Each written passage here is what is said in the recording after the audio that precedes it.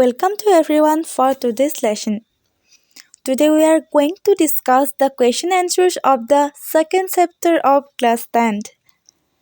The name of the chapter is Lost Spring. Now let's get started. Question number 1. What is Saheb looking for in the garbage dumps? Where is he and where has he come from? Answer. Saheb is looking for gold in the garbage dumps. He is now in Simapuri. He has come from Dhaka, Bangladesh. Now question number 2. What explanation does the writer offer for the children not wearing footwear? Answer. According to the writer, some say that children do not wear shoes or chappal for the sake of tradition. But the writer cannot see eye with them and observes that it is only a way to explain away the perpetual state of poverty and hunger. Now, question number 3. Is Saheb happy working at the tea stall? Explain. Answer. Saheb is not happy at all working at the tea stall. He is carrying a steel canister which seems much heavier than his plastic bags, in which he carried together rags. He has lost the carefree look of his face. He is now no more his own master. So now question number 4. What makes the city of Firozabad famous? Answer. Firozabad is the center of glass-blowing industries of India. It is the largest producer of bangles. From generation to generation, the people of Firozabad have been making bangles from the Indian women. Now, question number 5. Mention the hazards of working in the glass bangles industries. Answer.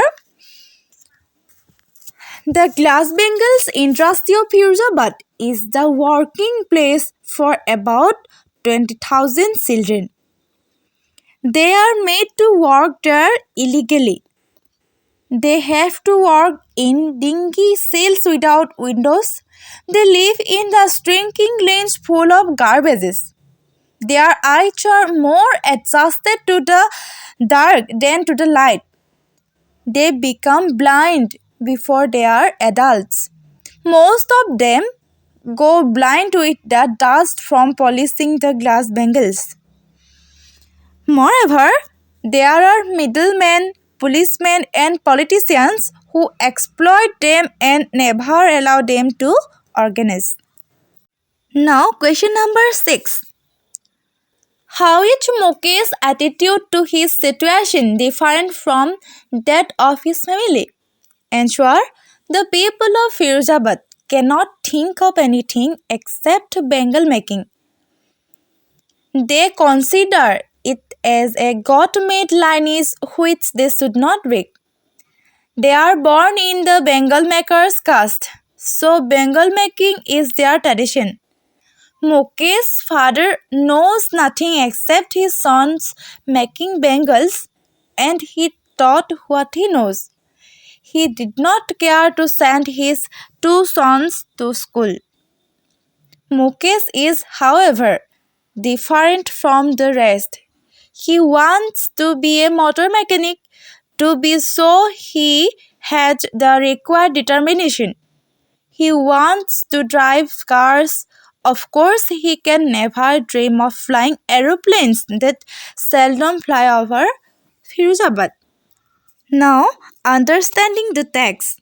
Question number 1. What could be some of the reasons for the migration of people from villages to cities? Answer.